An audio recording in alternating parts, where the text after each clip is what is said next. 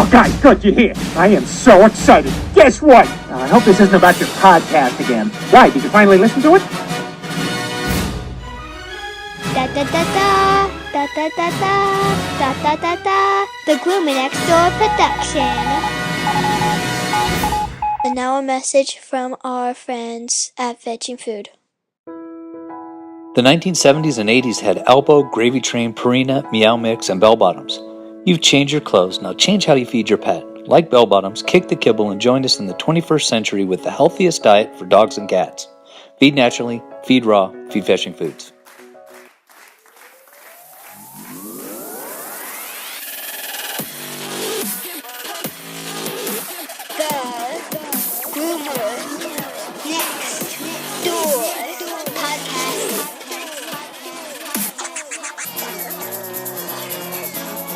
I'm from Missouri. That's all I know.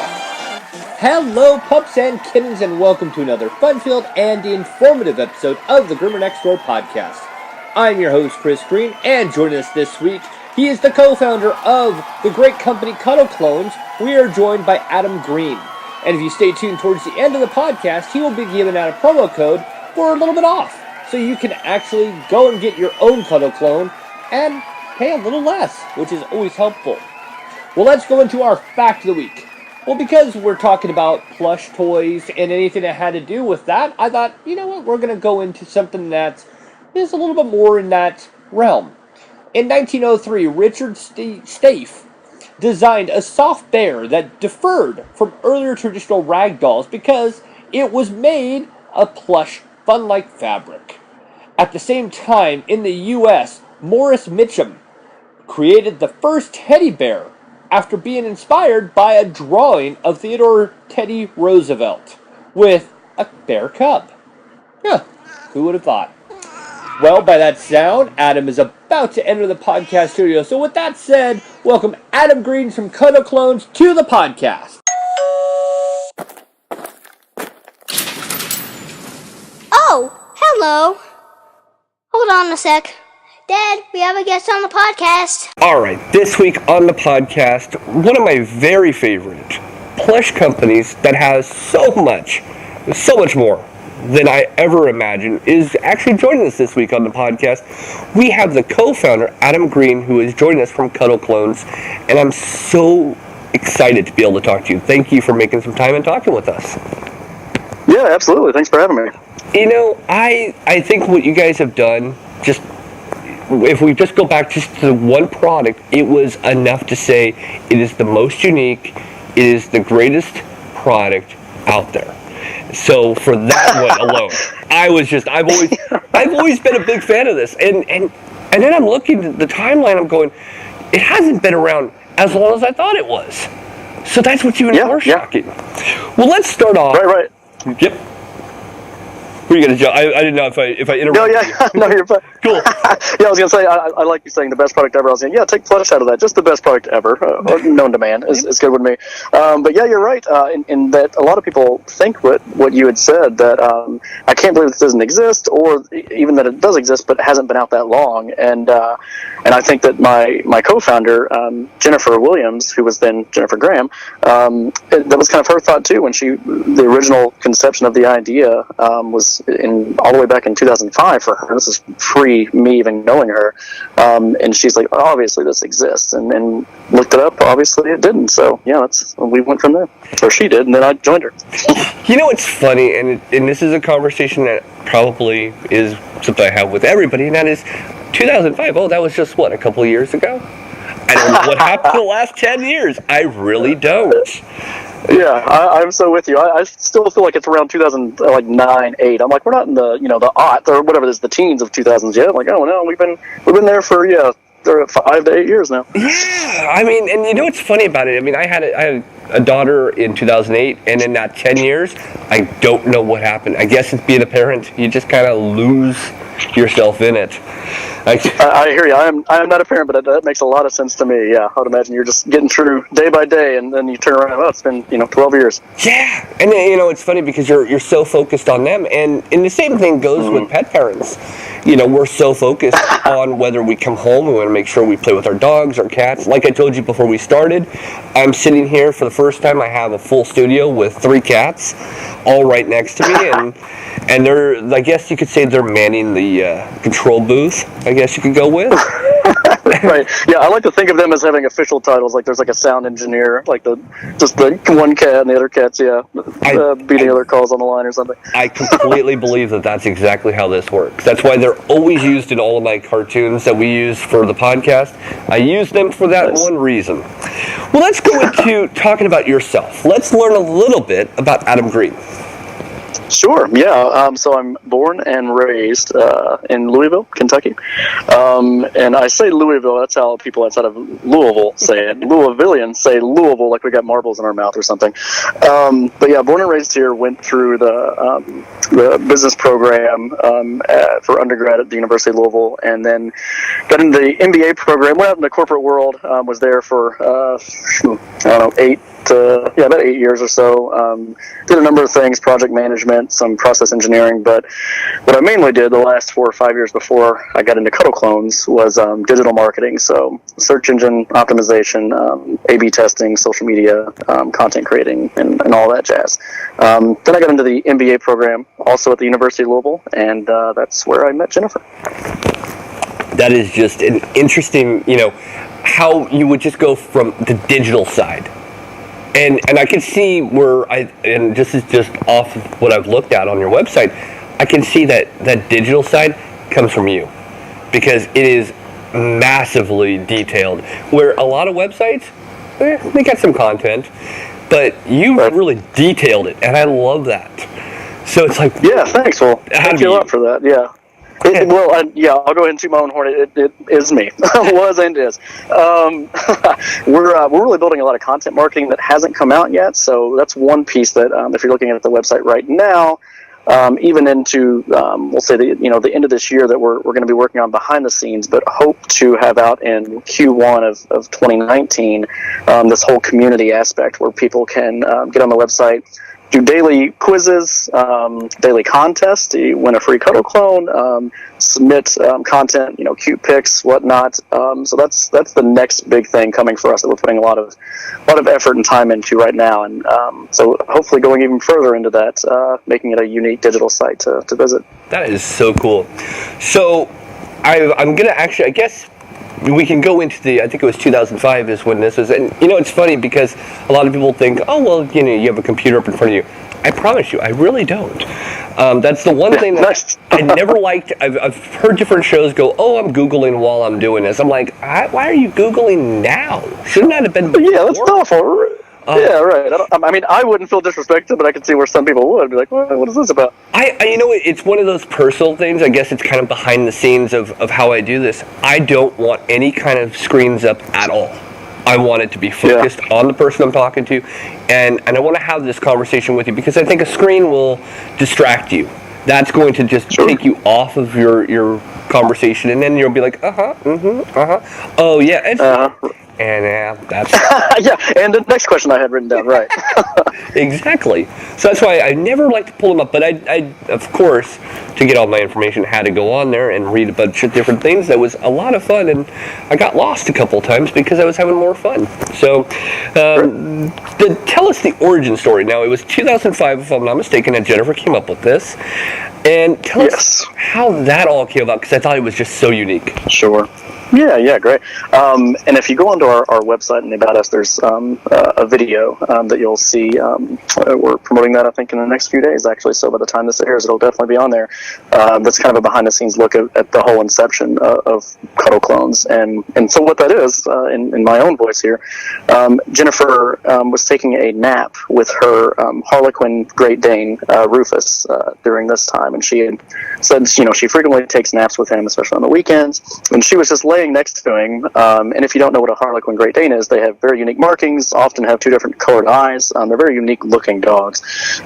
So she's laying on him, using him as a pillow, in her own words is what she says, and thought, when Rufus passes away, one, we're not going to be able to have the naps and all the grief and bereavement that comes along with just a pet passing away. But even to the physical thing, I'm not going to be able to squeeze and hold him in any tangible form and during a nap or lay my head on him and as a pillow. And so that got her thinking, I wonder if I could buy a stuffed animal that looked something like him. At this point, even though it's 2005, and again, as we talked about, that's 13 years ago, which seems so crazy.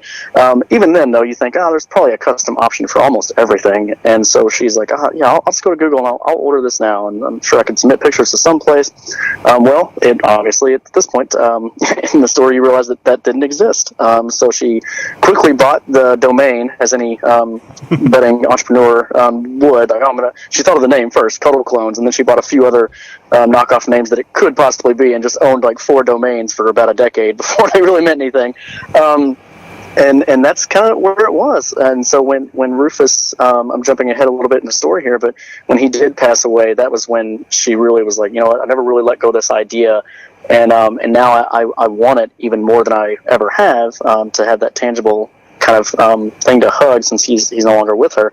And that's when she said, not only as a company do I want to try to do this, but she, speaking in her voice, she just wanted the product for herself, even if the company went nowhere. So that led to product development and trying to get a sample just for her own sake, and then that kind of spun into the company itself. It's always funny to me, and funny, not haha, funny as ironic. Every one of you that come on, you're all so amazing. You've all done such great things, and yet behind it all, there is a dog or cat that started it.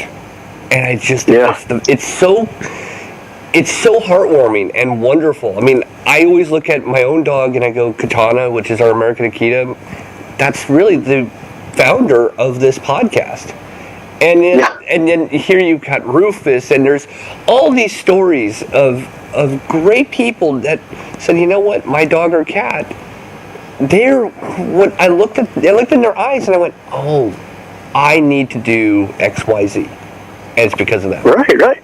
Then, that's a really good point that I think especially, really every pet lover to some degree, but especially the really big pet enthusiasts, our pets, dogs, cat, whatever it may be, are big inspirations, I think, for our daily life. We work our schedules around them. We do a lot of things for them, and they give a lot back, obviously. But, why wouldn't that extend into, our business endeavors or just general aspirations? And I think it often does. It's so weird. I mean, it's weird in a good way, but it's like, you look at now. I have to ask this question because it's just, of course, pops in my head. Is there a picture of Rufus somewhere in the factory or in the business office side? Oh yeah, absolutely. We've made several versions of Rufus's clone, so we've got those kind of in a line. The very first few prototypes that were not good, admittedly. It took us a while to get the product development to something we envisioned, being the quality of a Cuddle clone. So we had them all kind of in line, showing the history and how much better we've gotten. And then, there's a picture on Jennifer's desk that's been there the whole time from the very beginning of when it was just me and her working in a small little office to now, we've got just under 50 employees. So it's that same picture has been sitting there the whole time, and it's a black and white picture of him, actually, and in a little white wooden frame, and she's had that picture for, goodness, going on 8-9 years now. Wow, that is so amazing. It's just so funny how one dog is the responsible person behind it all. Maybe we just all serve them. Maybe that's just what it comes down to. That sounds pretty accurate to me. It does. All right, so 2009, going a little bit ahead to the time when you actually met Jennifer, and we had talked about you going to get your MBA. Jennifer was getting hers as well. So talk us through what was going on, and how did that conversation start, and how did you guys just all of a sudden connect?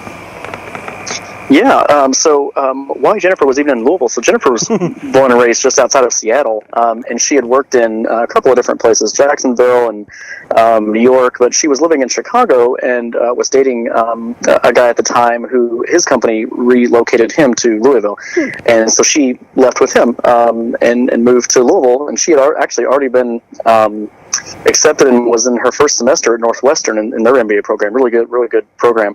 And she just, Jennifer, those that know that she, one, doesn't even plant herself anywhere, but if she thinks there's something, she's very optimistic, and most people, I think, when I got accepted to this really prestigious program at Northwestern, I'm definitely going to write it out here. She's like, I'm not worried about that being attached to my resume. I'm going to get a job or be happier anywhere. So she has no issue just rolling with the punches. So she moved to Louisville with her boyfriend and just enrolled in the MBA program there. And the first time that I had it was one of our very first classes, so not a lot of people know each other. I would venture to say no one knew anyone going into those first few classes, and it was an entrepreneurial cohort. So it was not just an MBA program in general, but it was for the purposes of starting your own business. They had a few different disciplines, and this was the entrepreneurial one. So one of the first days, first classes, everyone had to get up and give their 2 best business ideas. And along with that, we had to submit a book we could submit as many as we wanted, but we had to present 2 of them. Well, people were going up there and throwing in the bare minimum in their book. Like, here's 2 ideas, maybe some 3 or 4. Jennifer submitted 47. Oh my God. She's the true entrepreneurial. Every trait that is attached to her personality and her work ethic fits if you could create an entrepreneur in a mold and cast, it would be her. So of all these 47 ideas, she has a lot to choose from there. She had filtered it down to 2, and Cuddle Clones was one of those. So when she pitched Cuddle Clones, and at my point, I'm sitting in my chair. She was one of the last ones to pitch. As I had heard, basically everybody in the class going, I'm like, yeah, I'm mentally poking holes in all the business plans, that don't exist already. I'm like, that's not going to work. There's no market for that. Well, when she pitches Cuddle Clones, I'm like, pet market's it's big and it's growing, and it hardly ever has a recession. Even when the overall economy has a recession, the pet market does not, or the pet economy. So I'm like, the market's there. And I'm like, I wonder, what the price point could be. So I'm asking all these questions about that, but I'm very, very intrigued. So when she got done doing that, and the class was over, I went up to her and had not, spoken to her at all. Didn't really know him in the class, and the whole, and I say the whole point, but one of the ideas was of pitching to the whole class was that so you would, find out if you liked each other's ideas, and we were going to form groups at some point to do these formal business plan competitions, which we, travel around the country doing those. So I knew after I heard her pick, I was like, that's the best idea I've heard in this whole class. And she had 47 ideas. This girl's a worker. She's going to put the time in. So for both those reasons, I was like, I'm going to go talk to her after class lets out. So yeah, class is letting out. She's packing up her stuff, and I went up to her and introduced myself and said, I love the Cuddle Clones idea. I love it. And she's like, are you a pet owner lover? I'm like, yeah, absolutely, I am. And I think that many people would like this. And my immediate thought, and this is what a lot of people would go, is that there's for bereavement, a pet passing away, it's a great keepsake. But then as I started thinking about it, and this is after a few other people were presenting, and I'm ignoring them, I'm still thinking about Cuddle Clones and writing my little notes. I thought, it could be military personnel going away, and they're away from the pet. It could be kids going away to college, leaving the family pet behind. So I'm coming up with all these little segments that I'm like, no, it actually applies to a lot more than I'm thinking, originally. So I start telling her all the stuff that I thought about, in the 10 minutes from when she finished her pitch to the end of class, and she's like, yes, no, that's exactly right. So fast forward a couple of weeks, the main professor of the program, passed around the sheet, and you could say 2 people that, one person that you wanted to be in a group with, and this is the groups that you're going to form throughout the whole program, so it's kind of important. 1 person you could be in a group with, and 2 people that you absolutely did not want to be in a group with, which I thought was pretty cool. They even gave you that option, because there were people I filled out the 2 pretty easy, but the one I was like, mine's definitely Jennifer, and And you come to find out that she had chosen me for, who we wanted to pair with as well, but we didn't know that until like 3 years after the program. Like, we never even talked about it, oddly enough. And then I was like, yeah, I chose you in that thing. She's like, I chose you. I was like, oh, really? I was like, well, I guess that worked out that, that we did that. But yeah, so keeping it right in that 2009 area. So we got put in the same academic group for the MBA program. And part of the academic exercise was to write a formal business plan. And we did that, and then you got into the presentation pitches, and one of the cool things that the University of Louisville does, I'll give them a little plug, is that they will fund you going around to other universities and other business plan competitions that are sponsored by pretty big brands, and it's a very Shark Tank-like presentation. You get judged formally, and they ask you questions. There's a Q&A, and you have to have a pitch that has to hit right at the 10-minute mark. You can't be 10 seconds before, 10 seconds after. It's very formal. And we had won some money doing that, and that's really what helped us kind of do product development and some initial market research, is because of that program really putting us in the spot to win some of those competitions and get some money. So that really helped us out. That is so cool. See, that's where, when I was getting all my information, I was like, you know what?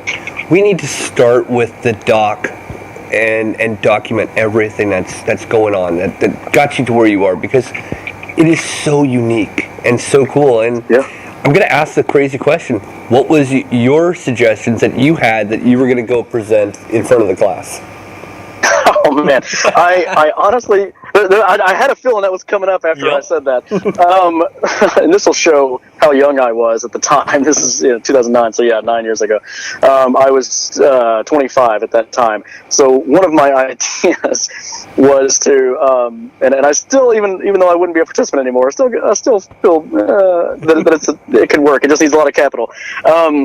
Was a bar, as any 24, 25-year-old man would probably pitch. But the swing on it, and this is, again, kind of late mid-2000s there, would be almost like you're merging a bar, drinking games, and like a fantasy football statistics angle. So imagine that the bar has a giant digital scoreboard, and you have teams that play flip cup or beer pong or whatever else. It doesn't have to necessarily be drinking games. And if you take the liability concerns to the side for a moment of sponsoring something like that and heavy drinking, it kind of married a lot of things that young men were very into at that time: fantasy sports, obviously a bar. And there was a bunch of other things where we got into intellectual property of how you actually keep count and statistics and app to show, your ranking if you franchised it around the U.S. and whatnot. So that was my main idea that I actually put a little bit of thought into.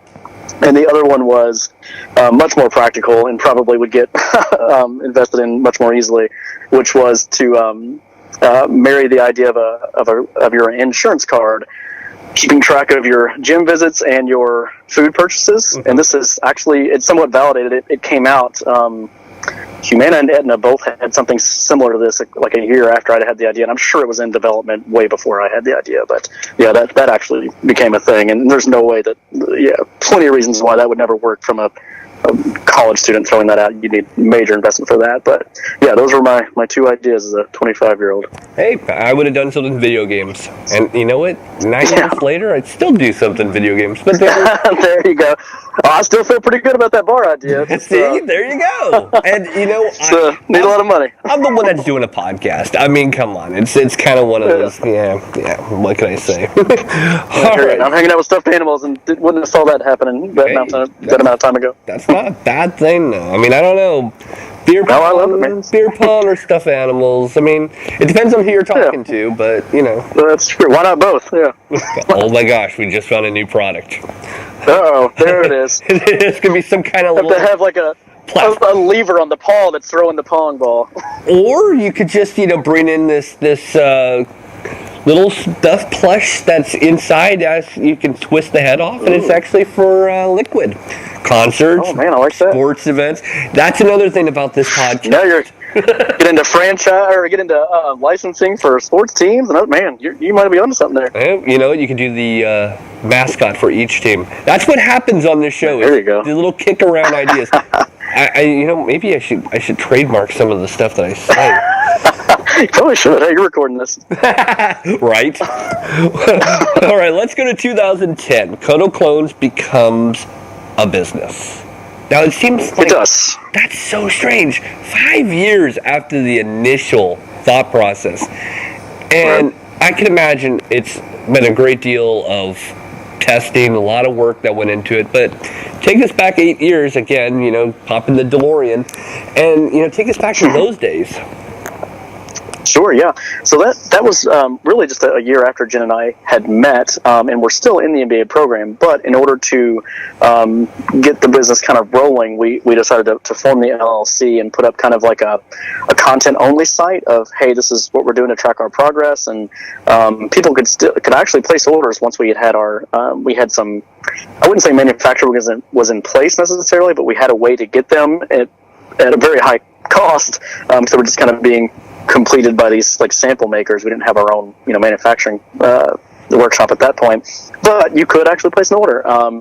And another reason why we created the LLC so early is that we could. It was just logistically, when we won these competitions, it was easier to funnel money into that and for tax purposes and whatnot, and to use it. And then we had expenses and so on. So that was really the formal creation of the LLC. In 2010, but I'll even fast forward a little bit on the timeline. It basically stayed in product development and market research up until really the end of 2012, beginning of 2013. That's when we had done all of 2012 basically. We did all product development and built our website for about 3.5-4 years. All in 2012, and then we kind of launched that with a small investment raise in early 2013, and that's really when we kind of had said, okay, now we got an e-commerce website up, and orders are coming in. So that whole period between 2010 and 2013 was a lot of product development. It took us forever to get the product to the quality we really wanted to, and we didn't want to launch before we hit that mark. Building the website, and then getting that small investment raise. So we officially had it in 2010, but not really until 2013. So pretty much between 2010 and 2013, that's when the real time started. That's when really Cuddle Clones was able to go from the infant to the walking stage. Yes, that's a good way to put that. And while it was still in its infancy, Jennifer and I, for the most part of that, up till into 2012, we're still in full-time jobs and doing consultant roles outside of Cuddle Clones. So I wouldn't call it a hobby by say, because we put 30 hours a week on top of our full-time jobs into that for that 2.5-3 year stretch. But yeah, when it really started walking, when we're like, all right, we're both quitting our jobs, we're putting our own personal money into this, even though we'd already put some into it at that point, but a lot of our own personal money into it. And that was the kind of the do or die. Like, everything looks great here. Are we going to make the jump? And as I was talking about Jennifer's personality traits earlier, she's like, hell yeah, I'm doing the jump. Hopefully that's okay to say on your podcast. Okay. Yeah. So she's like, yeah, well, I'm doing this jump. And I won't say that I was reserved in any way, but just compared to Jennifer, I was a bit more reserved. Like, well, let me think about the finances here. And she's like, let's do it. I'm like, okay, all right, let's do it. I'm not that type. I'm like exactly where you are. I'm always worried. I'm like, that change is very frightening, and yet, sure, that's what we all have to do. It's like we have to overcome that monster. Oh yeah. Now, here's a weird one that I was just completely lost with, and I'm loving to actually hear the story about this. In 2016, Cuddle Clones actually acquired Cartoonize My Pet LLC. I didn't know what that was, and that's why I was like, what was that? And tell us the story, please. Sure. So we had come across that site. I think one of our employees did, actually. I think our employee Casey did. And she's like, hey, there's this really cool site that you can customly create a cartoon that looks just like your pet. And you go through all these little steps, and you can change not only the physical items in the pet, so change the shading of the fur and color of the fur and add whiskers and all this other stuff. And it was breed specific, so you kind of started with this cool template you could edit. Then you could also put in themes, like if it was Christmas time, you could add presents or like a Santa's hat on the cartoon. And then from that point, you could put the cartoon on a bunch of products. And we're like, man, this is really cool. So we assumed it was owned by some company that maybe owned a couple of websites or just something bigger than it was, but it turned out that it was owned by a very nice woman in Austin, Texas, and it was just like a sole proprietorship. She was really a designer at heart. She built all the breeds and all the variations. and put the website up on there. But and I don't think she would mind saying it's not necessarily business oriented. It was a passion of hers, but not something she ran with and was going to try to get a big investment on her and whatnot. So when we found that out and we approached her, we said, hey, we love this concept. We would like to partner with you in some way, or can we promote this on our site and some kind of partnership. And she had offered, she was a new mother, and I think she was about to be a mother again, so 2 small children, and said, well, I'm actually thinking about selling it if you guys would just want to purchase it. And we're like, we might want to do that. So we went through the due diligence and talked about what we think it could be in the future with proper marketing, or I don't say proper marketing, just more marketing dollars, and especially if we leveraged our own audience, which we already have a really good social media following and email list and whatnot. So the numbers kind of worked out. So yeah, we purchased it, and to this point, it's still doing very well. But we definitely have plans to expand it in the near future. It's kind of set off to the side a little bit because we've had a lot of things going on with Cuddle Clones, the core company, building a new website and a bunch of other things. But we have big plans for Cartoonize My Pet and integrating it into the overall brand, and we think it's going to do a lot of good things in the near future. It just seems so interesting. It's almost become, what was just a plush of your little furry loved one to keep them forever turned into this massive giant. And that's what's really been cool about doing my research. I'm like, wow, I didn't know you guys did this much. This is cool. When people hear us say that, we acquired this company, they're like, that word sounds like, would you pay them millions of dollars? I'm like, that's an undisclosed amount, but it's, the word acquisition makes you just think, it's some 2 titans doing something, and somebody's acquired. It was not that. I can assure you that. But yeah, it was a pretty significant purchase for us at that time. I've always hated that, and it's, again, here's my shiny red ball moment. I've always hated hearing those different shows where they're like, so how much you pay for it? It's not my business. No, nobody needs to know how much. Oh God, that always drives me nuts. So I wasn't going to ask that question, but since you brought that up, I thought I would just kind of go off the tracks a little bit. Yeah, I don't know. Right. Why is it so important to people? It's like finding out how much a musician made in a year or how much an athlete made.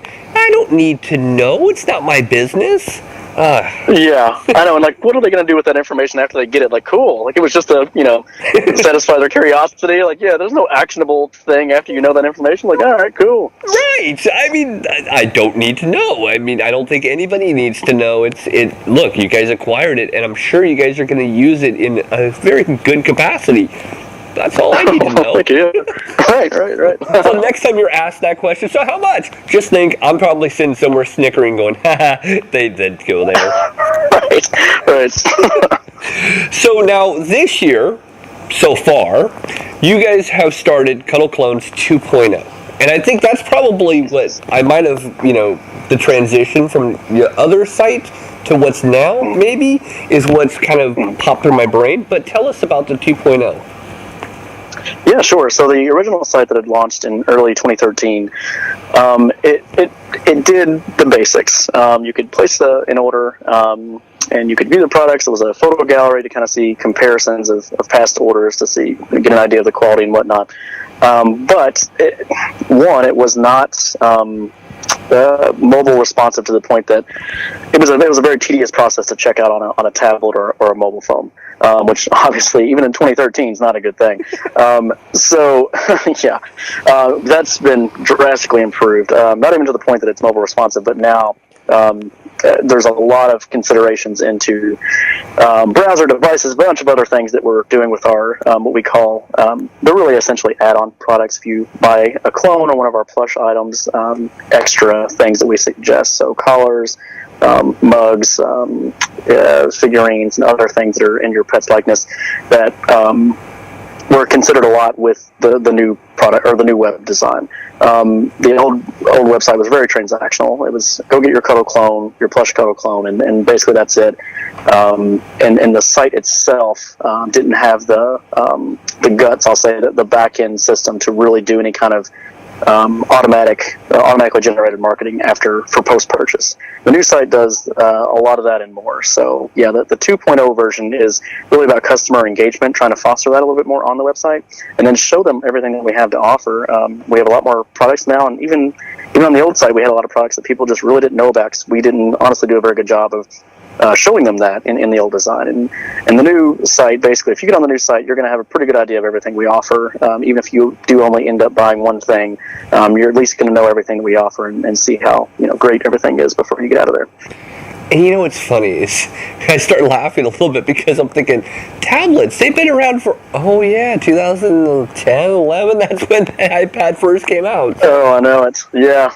And we had our first design was just like, oh, man, it took over a year. I'm not going to throw out any names here. We had hired an agency, and they did not do very well. And there was a lot of redesigns and like a contract dispute and a bunch of stuff. So actually, even though it launched in early 2013, it had been in the works since like the Q4 of 2011. So even further back as to why there wasn't a lot of thought on their side put into mobile responsiveness or any kind of checkout on a non-desktop computer. Sometimes your third parties are just, they sound good, but they're just not. Oh, they're awful. Yeah, if anybody listening to this takes anything from this bit, I don't know if you want to take my advice at all, but I'll offer it. The one thing I would do is, man, if you can do anything in-house, do it in-house. Mm-hmm. Oof, man, we've had so many issues with agencies, and even just a lot of our marketing that we didn't really have the head count or the time to do on our own. Just got such poor return, and I basically just said this past summer, even so fairly recently, hey guys, it's been a great relationship, like you guys personally, but these results just aren't going to make it. So we took that in house, and like instantly, it was like on a couple of campaigns, literally like a 400% return better the first month we were doing it internally. And so you get a lot of lip service with agencies, and they're pretty expensive. So if at all you can not go that route, I would recommend not doing so. I personally would never want to. I know other people who have very high up podcasts that are in your top 10. They of course go through a bunch of different people, and I'm sorry, you cannot touch this. You can't touch anything that I'm involved in. Maybe it's a power struggle, or it's a perfectionist. I don't know what it is, but nobody touches it. It's all going to be in-house. I don't know why. Yeah, and even if it is a power struggle or a control thing, because of that, it probably ends up being better. So maybe even at that route, I can always see it from this perspective. And you and I have had a few conversations since we initially started talking, and I just can see where you and Jennifer are right on top of everything. It's not this, oh yes, we're founders, we did it, but we're off someplace, messing around. No. You guys are there, and you're putting in the time, you're putting in the work, just like everybody else, to succeed. Which oh yeah, absolutely. I'll give you a few examples that just happened this week. So with the launch of the 2.0 site, and it's been up for a little bit now, but we're still having some issues here where we have to call customers. There's a couple of weird little errors we'd found in the back end. So Jennifer herself made calls to customers to kind of verify some of the selections they had made. And while she was doing that, our shipping guy didn't get some of the shipment ready in time for the postal service that picks it up at a certain time. So I threw him in my Sonata and drove him to the postal service later that night. So yeah, we're definitely still in the weeds, which is a good and a bad thing. We're willing to do it for sure, and there's a lot of times we definitely want to be in the weeds, and we're kind of in that position now where we're like, all right, we got to start stepping out of some of this, because we're growing this company. We can't be spending time doing some of this other stuff.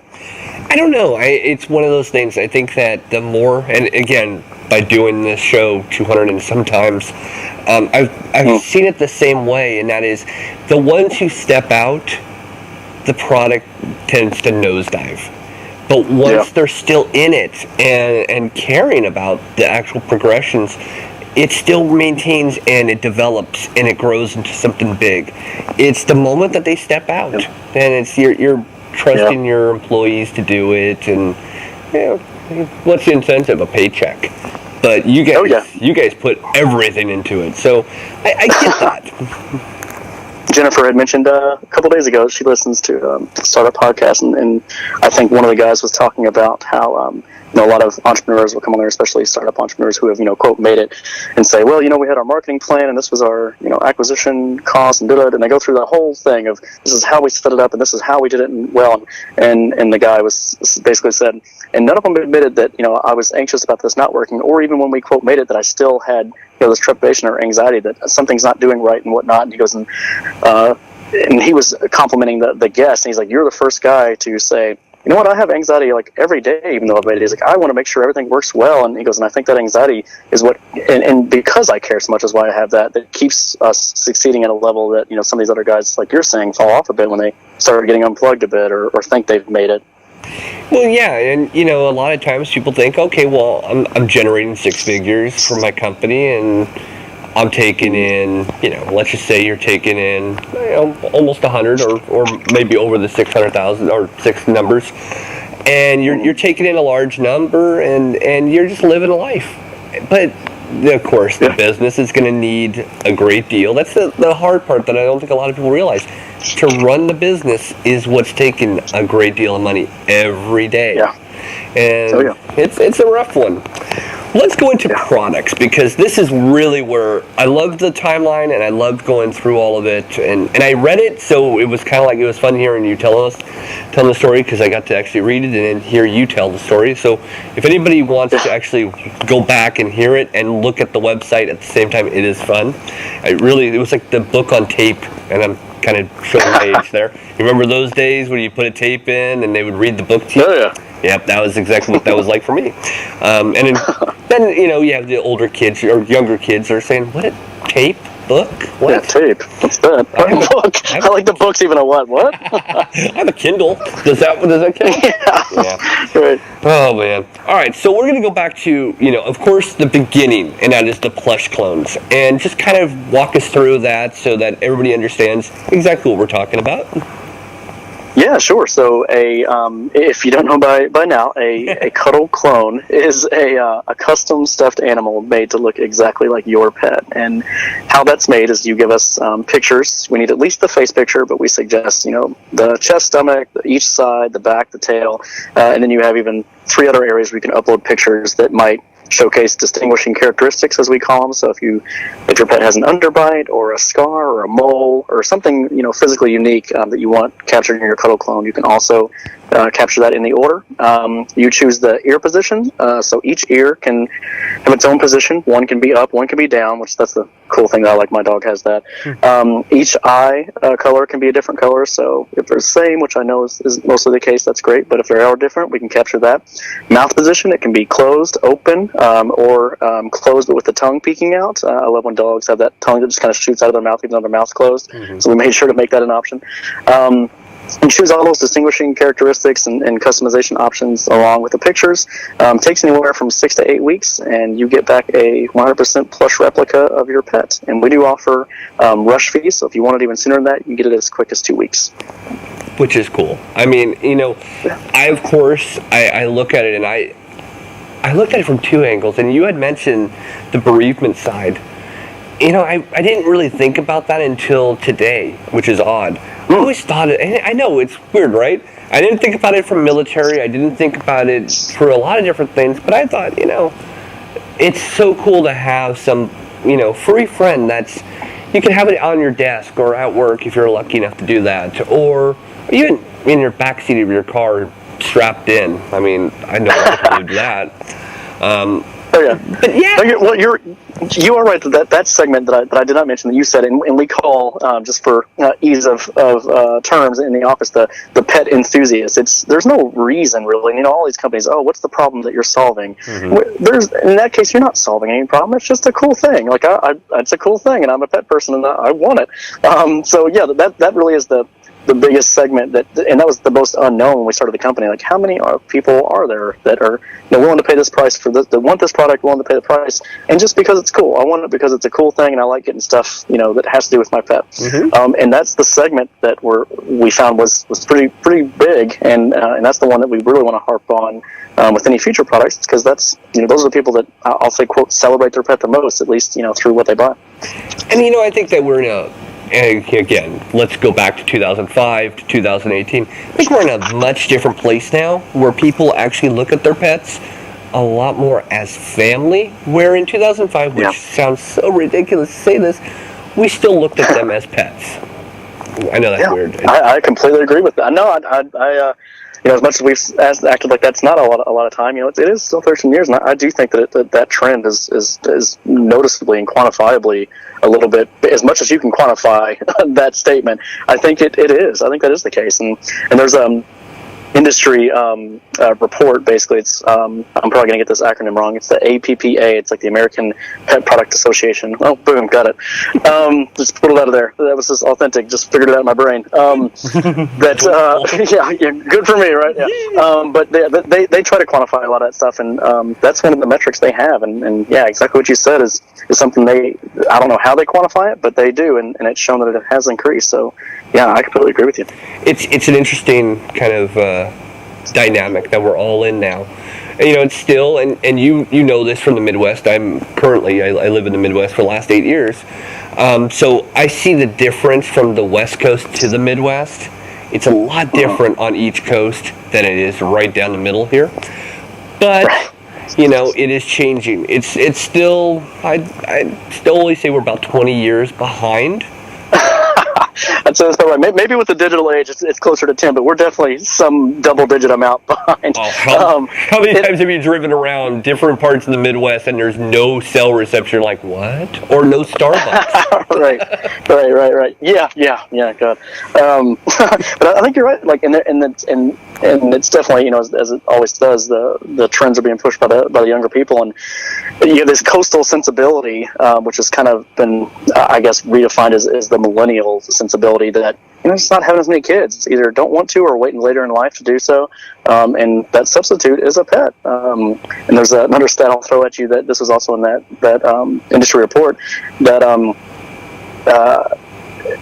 millennials are on average share a picture of their pet 6 times a week on social media, and 11% of them have a social media account for it's the pet's account for the pet.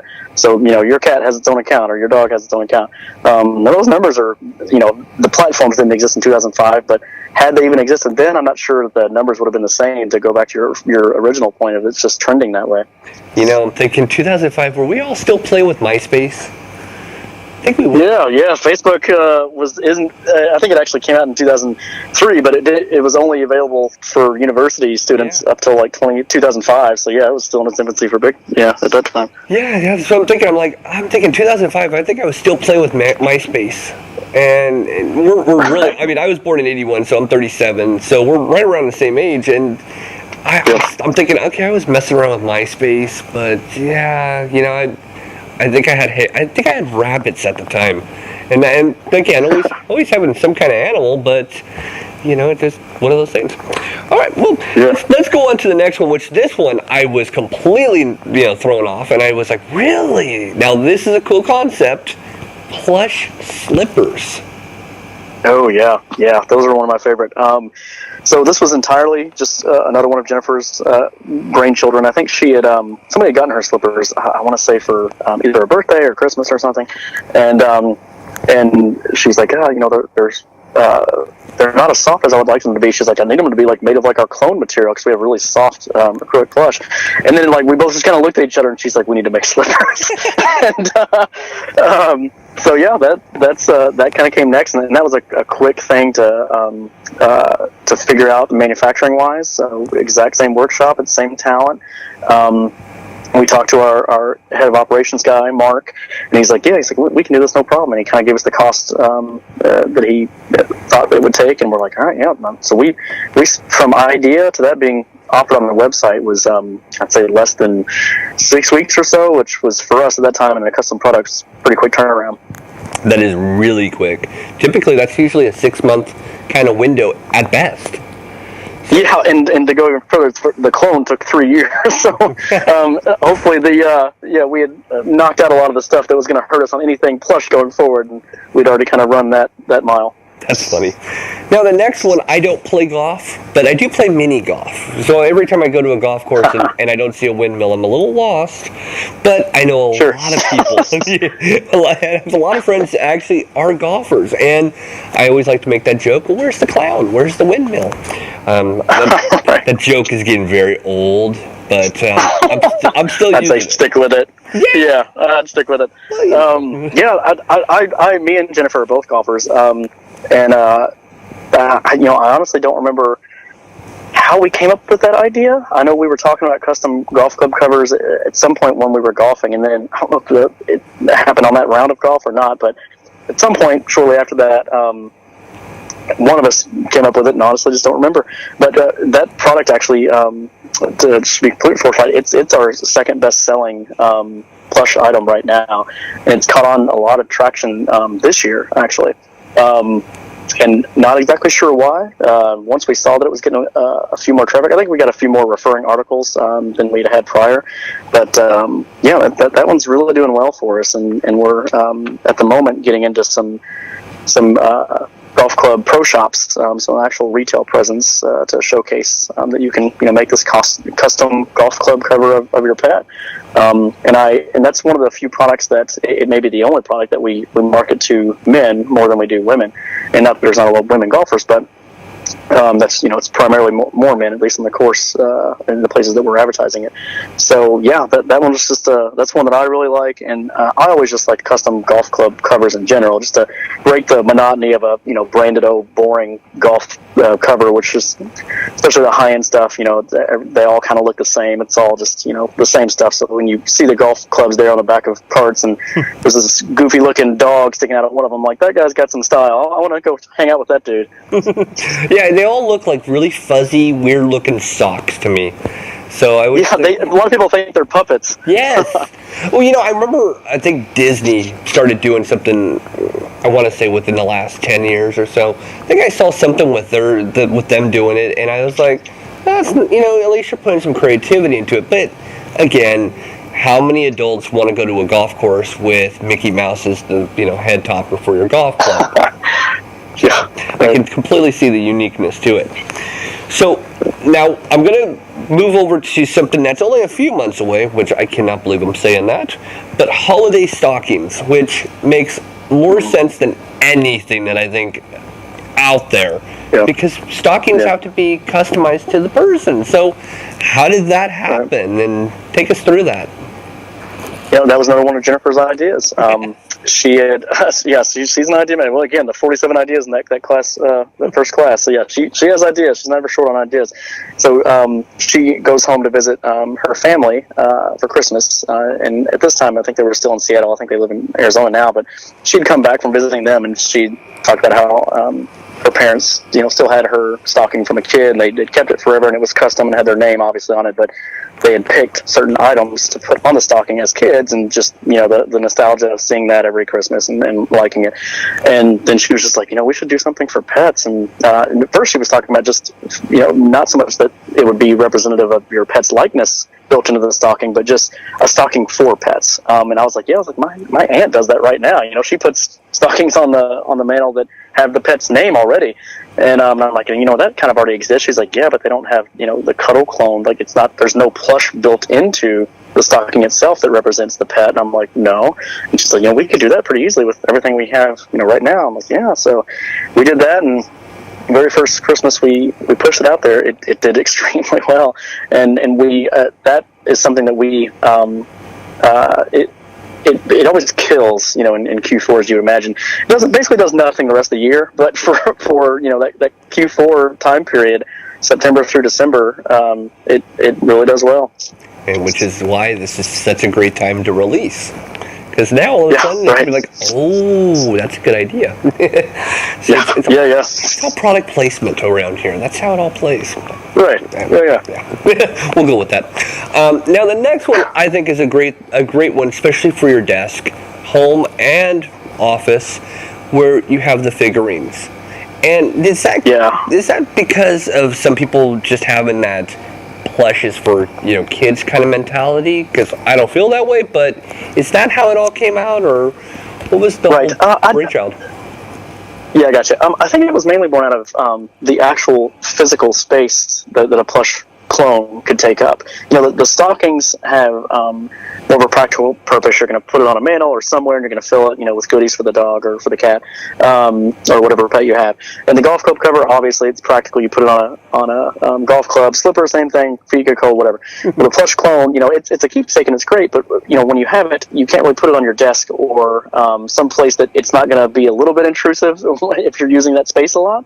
Where I think there's a lot of places you can put it in the cabinet, you know, in a bedroom or on a bed, and a bunch of different places you can put it to remember it. But if space is an issue, then the figurine is, I think, a great way to have some kind of celebration of your pet in a custom fashion and see it, you know, every day in a place that you occupy every day, so a desk or maybe a little mantle place or something. But it just doesn't take up the 2 feet or whatever it takes up, you know, 5 inches. So I think that's really the main difference there. It's just the actual size of it. Which, you know, I think is still, you know, you're covering every single base there. And again, you know, there are people who are like, oh, you know, plush, you know, my child plays with stuffed animals. I don't see how that works out the same way. I mean, if I go to a claw machine and I win something out of there, there's that moment where I'm like, I want to keep this for myself. So, right. But again, I may not be the person that you should talk to when it comes to maturity. So let's just put that out there, obviously. Now, you know, so that's for another podcast, right? Another time. Oh yeah, definitely another time. My mature level, yeah, it's probably the same as my cat and dog. But I'm going to go into the timeline on you. When do you think, Chris, that the maturity level stopped or something? You know what? I've actually done that math.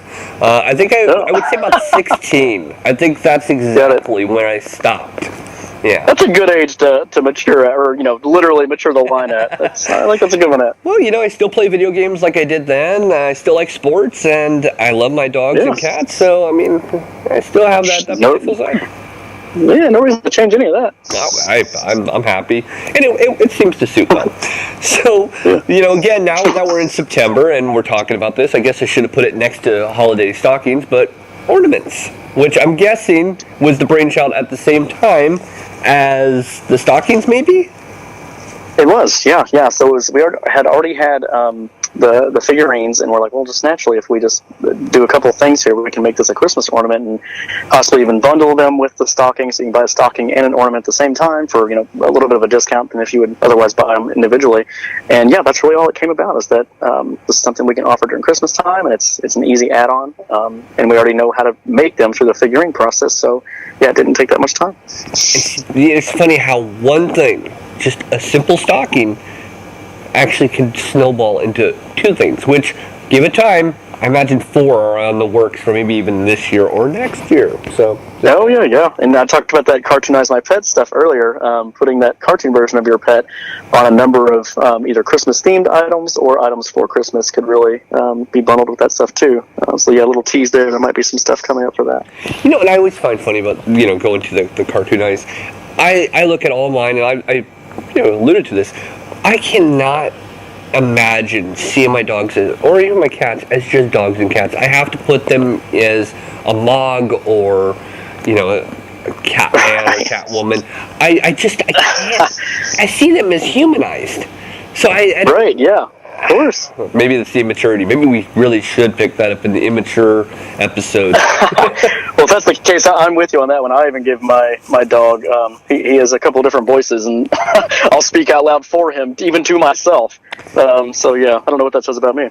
Well, you know what? When I put together every single episode, when it comes out, there is a gift that comes with it, and I do the voice, but either my dog or cats, whichever one is the main one, they're the ones who are talking about the episode, but it's my voice, and they're an animated mouth and makes it work. So that's awesome. Again, I don't know, maybe it's the immaturity level. That's part 2 of this conversation. Right.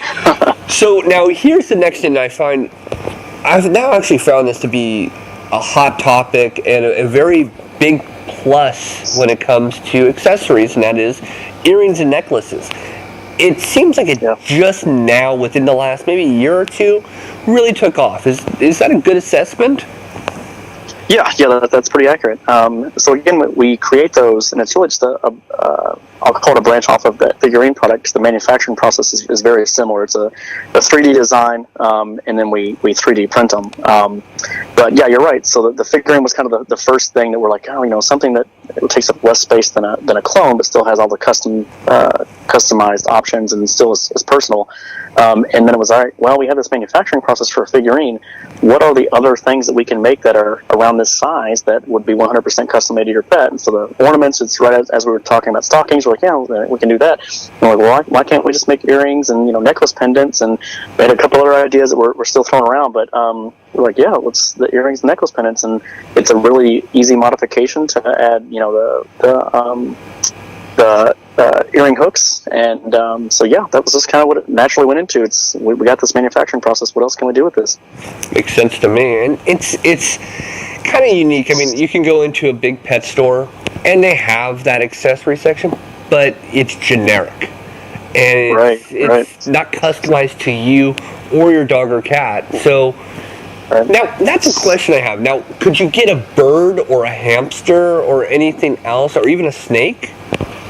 Absolutely, and that's in all products. It's not even just the jewelry. So yeah, in every single product, we never wanted. That was one of the things at the very beginning of the company is, we've had dogs and cats growing up, and I've had a rabbit a couple of times as a kid, but we didn't want to stop it just there, because it's a company for pet owners, not just dog and cat owners. So yeah, if you have a horse, a bird, anything, and we've made some interesting pets before. We've made a pet possum on a couple of times. We've made any reptile that you can think. We made a Komodo dragon one time that was somebody's pet. So yeah, any pet that you have on any of our products, we'll make it happen. I guess I have to ask the crazy question. So how do you make a plush out of a Komodo dragon? As a company, we lose a lot of money doing that, but we still do it. It's a very hard design. Man, it is tough. When we get something like that, it takes a lot of man hours to make that. But that's part of the promise of we're never gonna say just dogs and cats. So yeah, we'll make it happen. Thought I would throw that question in there because I just thought that was really interesting. Oh yeah. Well, very very tediously is how you do that. It's not easy. Now, this is of everything on the list, the one thing that really stood out that I was like, whoa. Wow, you guys really were thinking to cover it all. And I've been worried about this with my own dog. So obviously, this is going to be a topic that I'm probably more or less talking for myself. But you guys actually do the urns. And I thought that was brilliant. Because again, I worry about my 9-year-old Akita. I know that she's, we've had her good time. I imagine 12 years. Hopefully we'll get more, but, I understand. Yep. So I think to myself, well, what are we going to do when, the CEO of our podcast goes and our Cuddle Clone? So talk us through how that came about and just kind of explain it, because I think it's such a good product and something that I will probably be looking into in I'm hoping 4 years, hoping 5, right? Never, but yeah, hopefully longer than that, right? Yeah. Hoping never, right? Right. So the genesis of that is just that we assumed, even before we had any data really, that a good portion of people were going to be buying the plush Cuddle Clone either after the pet had passed away, or kind of assuming it was going to pass away fairly soon. And we thought just a natural thing to buy there would be some kind of memorial, or even the more practical urn itself. And but what we wanted to do was, you can buy an urn anywhere, even the actual crematory places or vet offices. A lot of times we'll sell those. To kind of put a different slant on it, is we thought, well, if we're going to offer this, let's at least make it custom and personalized like we do everything else on the site. So that's really the main difference, is that on our little granite memorials, it's kind of like what you would think of as almost like a granite headstone. And then we have wooden memorials that are actually done by hand. We have a couple artists that are very good at that, along with the actual physical, urn, the upright urn. They're all 100% custom and personalized. So you can choose your font, put in whatever text you want, and then we, on the granites and the wooden memorials, etch a picture of your pet into those. So the wooden memorials are done with a wood burning tool by hand, and the granite memorials are done through an etcher. So we design it in a program and then have it etched into the actual granite. So whatever picture you submit, we make that a 2D model, etch it, and then basically say, hey, does this look good to you? And you say, yeah, then we go forward and make it. I think that's just brilliant. Because again, you know, I'm speaking for me on this one, and of course thinking down the future, and I want to make sure that I immortalize this dog as something that really changed a great deal for me. And I'm sure a lot of pet parents, as they listen, they're thinking the same thing. You know, I always fear the day. I think we all do. We know it's inevitable, but what do we do when that day comes? And I was like, oh boy, that is definitely down the area. And the last one is something that again needs to be customized, because you can simply buy the cookie cutter that everybody has, but pet collars. Mm-hmm. Yeah. So yeah, and I know a lot of people do some version of customizing there, but we like to do. You get to customize the charms that are on the actual pet collar, and it's like a faux leather. It's really nice, super durable, and a bunch of different colors, and you can customize it with your pet's name, nickname, really any text you want to put on there. And they're chrome-plated charms, and the text or the actual letters are chrome-plated. It's super, super nice. And me and Jennifer always go back and forth on this, and I'm always like, we need to charge more money for these. These are so nice. And she's like, no, I just want everybody to have them, like, when they get a clone, just for free. And I'm like, part of me, like, the business part of me is like, oh, no, we can't do that. And she just wants to be, just, no, they bought a clone, so I'll just give it to them. I'm like, oh, these can be sold for $30, $40. They're so nice. But yeah, and that's one of what we hope to be many soon personal and customizable accessories that we're going to offer, not only for pets themselves, which the collar could be put on a plush Cuddle Clone, or it could be put on your actual pet. They're functional collars. But in addition to, if it's for the pet or for the clone, or maybe even just pet themed, that we're going to try to push out a lot of products like that in the future. And I mentioned the coffee mugs, I think, earlier, with either your cartoonize my pet or another picture of your pet on that, and there's stationery and a bunch of other things kind of in the works that we're going to push out soon. Which leads me to that dreaded question of what was next. So you kind of covered that. Yeah. Yeah, that is next. Well, I'll give you two answers here. So the more products that can be personalized and customized on the lower priced end. So stationery, anything you can think of that would fall in that $0 to $50 range that you can customize and put your pet on.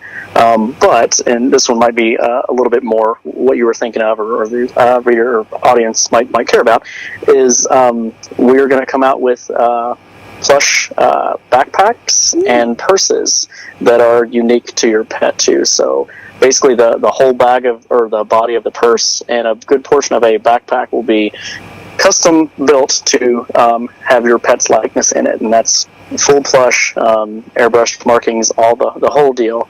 And we're working on those right now, and hopefully get them out here by the end of the year. Yeah, I never thought about that. That's one I'm like, whoa. Obviously having an almost 10-year-old, they go through 2 backpacks a year at least. But when she gets a little older, I'm like, when she gets more responsible, I'm like, that is cool. Or maybe, what the heck, I'll just get it for myself. Kind of one of those things. Yeah, there you go. Well, I give her enough, right? She eats 3 meals. Yeah, right. Yeah. Right. Man, getting greedy after that. Right? That's what I'm thinking. Yeah, wants my video game system, wants food. Come on. There's only so much you can give. So what did we not cover? And if you can think of anything else, please, throw it in there. I'd love to, make sure we are thorough and get everything. Yeah, absolutely. I think basically, we've covered everything as far as products, and we definitely we're going to be introducing more and more products hopefully every month from here till eternity. As long as we're running the company, that's what we want to do.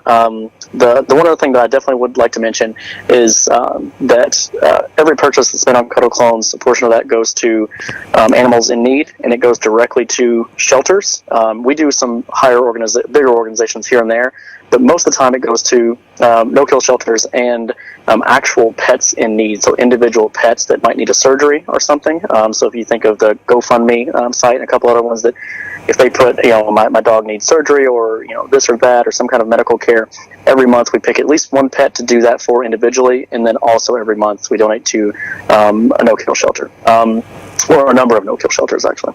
So that's something we've done from day one when we were making no money, but wanted that to be part of the brand and something me and Jennifer both really care about.